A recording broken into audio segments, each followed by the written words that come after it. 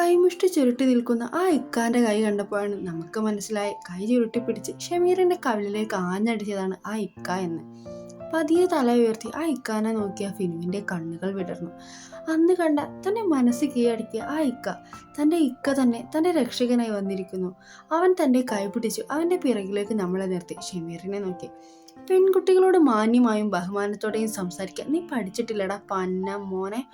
ഇക്ക ഷമീറിന്റെ കൊല്ലിക്ക് പിടിച്ച് ചോദിച്ചതും ശ്വാസം കിട്ടാതെ ഷമീർ ഇക്കാന്റെ കയ്യിൽ നിന്ന് പിടിയുന്നത് ഫിനു നോക്കി നിന്നു. ഇനി നീ എൻ്റെ പെണ്ണിന്റെ നേരെ വന്നെന്ന് ഞാൻ അറിഞ്ഞ എൻ്റെ പെണ്ണിന്റെ എന്നല്ല ഏതെങ്കിലും ഒരു പെണ്ണിന്റെ നേരെ നീ ചെന്നെന്ന് ഞാൻ അറിഞ്ഞ പിന്നെ നീ ജീവനോടെ കാണില്ല കേട്ടോടാ പന്ന മോനെ. ഇക്കയുടെ വാക്കുകൾ ഫിനുവിന്റെ ഹൃദയത്തെ ഒരു നിമിഷത്തേക്ക് മറ്റൊരു ലോകത്തേക്ക് എത്തിച്ചെങ്കിലും ഉള്ളിലെ പേടി ഇക്ക വന്നില്ലായിരുന്നേൽ എന്ന് അവളുടെ മനസ്സ് ചോദിച്ചുകൊണ്ടിരുന്നു.